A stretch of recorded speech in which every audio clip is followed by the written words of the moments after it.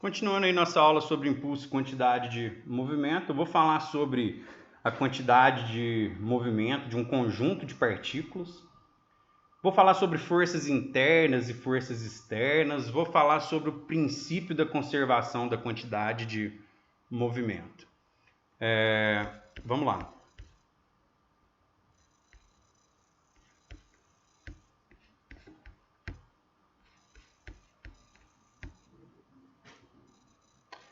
Então, olha só.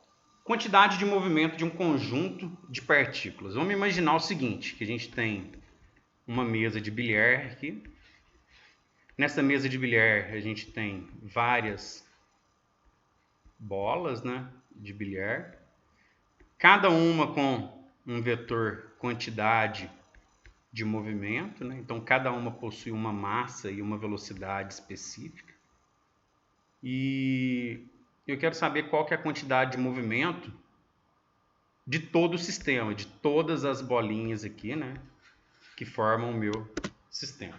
Então, a quantidade de movimento de um sistema de partícula é determinada pelo vetor resultante da soma da quantidade de movimento de cada partícula. Então, eu vou fazer uma soma vetorial, né, de todos os vetores, lembrando que eu tenho que levar em consideração direção, módulo e sentido, né, quando eu estou fazendo uma soma vetorial. Eu traço meu referencial x e y, né? E vou adequando meus vetores a esse referencial x e y. Então eu posso usar a regra do paralelogramo para fazer uma soma vetorial ou a regra do polígono, né? Quem esqueceu as regrinhas aí para soma vetorial, assista a aula sobre vetores, né? Acho que são 3 aulas sobre vetores. Está aí no nosso canal, para poder relembrar aí, não ter dificuldade quanto a essa soma vetorial. Lembrando aí que quando esse vetor não estiver sobre um referencial x ou y, aí eu tenho que fazer a decomposição desse vetor para poder fazer a soma vetorial. Então, ó, a quantidade de movimento resultante, que eu chamei de QR, né, vai ser igual à quantidade de movimento de cada partícula aí do nosso sistema somado. Então, eu vou pegar Q1, vou somar com Q2, vou somar com Q3, vou somar com Q4, né, de forma que eu obtenha aí o vetor resultante, né? Ou aqui no caso, quantas partículas tiverem, né? Até Qn. Então eu tenho aí, né, a quantidade de movimento de um conjunto de partículas.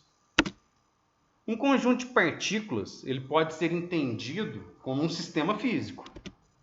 Um sistema físico é definido como um conjunto de objetos ou entidades que interagem entre si e possuem uma localização no espaço e no tempo. Por exemplo, um jogo de bilhar que a gente analisou ali, onde, nesse caso que eu estou falando aqui, onde duas bolas se colidem ali. O momento antes da colisão, a colisão e o momento depois, né? A gente pode analisar tudo isso como um sistema e ter momentos, né, anteriores a um evento e um momento posterior a esse evento. O que são forças internas e externas? Forças internas são aquelas exercidas e recebidas pelos próprios componentes do sistema. No caso da nossa mesa de bilhar ali com essas duas bolas, quando elas entram em contato uma com a outra, né, uma exerce uma força, por exemplo, se eu tenho a bolinha A e a bolinha B. A bolinha A vai exercer uma força sobre a bolinha B e a bolinha B vai exercer uma força sobre a bolinha A, respeitando aí, né, a terceira lei de Newton, a lei da ação e reação. Então, forças internas, elas sempre irão se comportar a partir de uma ação e uma reação, dentro ali da terceira lei de Newton, né? E forças externas são aquelas exercidas ou recebidas por agentes externos ao sistema, vizinhança, né? Por exemplo, a colisão entre a bola e a tabela da mesa de bilhar, onde a tabela não foi considerada como parte do sistema definido. Porque o sistema ele é definido previamente. Então vamos lá.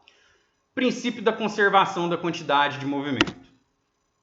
Em um sistema isolado, não há troca de matéria nem energia com o ambiente externo. Portanto, atuam apenas as forças internas, sendo que a resultante de forças externas devem ser nulas. Dessa forma, a quantidade de movimento total do sistema se conserva. Então, se eu defino um momento, vamos pensar na colisão entre duas bolas na mesa de bilhar. Eu tenho um momento antes da colisão e um momento depois da colisão.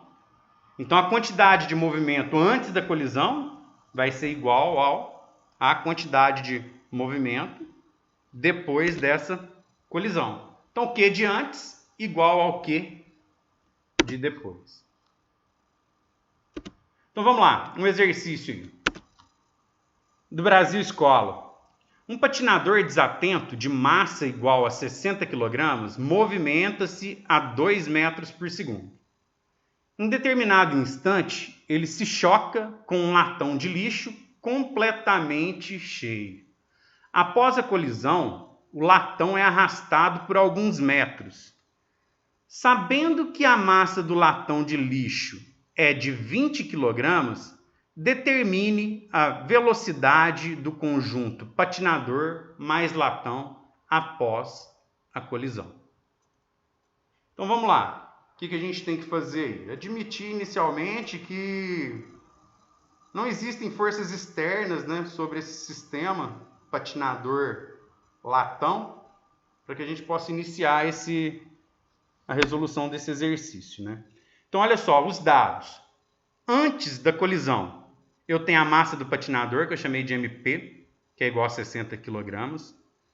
Eu tenho a velocidade do patinador, que eu chamei V de P, que é 2 metros por segundo.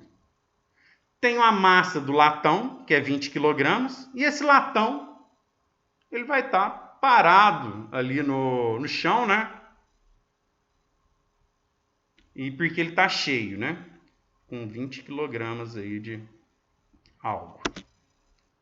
Depois da colisão, a massa do patinador não se altera, continua 60 kg. A velocidade do patinador vai ser uma velocidade final, que eu não sei, que eu quero saber. A massa do latão continua a mesma, 20 kg. E a velocidade final do latão é a mesma velocidade do patinador, que é a velocidade final. Então a gente tem aí, ó, admitindo que o patinador deslocava-se no referencial do eixo X e que após a colisão ele e o latão continuaram se deslocando no eixo X para o mesmo sentido anterior, a gente tem que o Q de antes é igual ao Q de depois no eixo X. Quem que é o Q de antes? É a quantidade de movimento do patinador mais a quantidade de movimento do latão. E quem que é o Q de depois? A quantidade de movimento do patinador mais a quantidade de movimento do latão depois da colisão. Então eu tenho, ó, Q de P vai ser MP vezes V de P. Q de L vai ser ML vezes V de L. A mesma coisa, né? No momento posterior à colisão, né? Definindo aí o que é antes e o que é depois da colisão. Então temos, substituindo os valores. Massa do patinador, 60. Velocidade inicial do patinador, 2. Isso no eixo X. Massa do latão inicial, 20. Velocidade do latão, ele estava em repouso, 0, né? Então 20 vezes 0 no eixo X. Massa do patinador depois, não altera, 60. Velocidade de depois do patinador é a velocidade final que eu quero saber. A massa do latão é 20 e a velocidade do latão depois da colisão é a velocidade final, que é a mesma velocidade do patinador. Então temos aí, ó, 2 vezes 60, 120 no eixo X, 0 vezes 20 dá 0. Então esse termo desaparece, né? 60 mais 20 dá 80. Isolando V de F, eu tenho 120 sobre 80 no eixo X. 120 sobre 80 vai me dar um valor de 1,5 metros por segundo no eixo X. E por aqui eu termino a aula de hoje.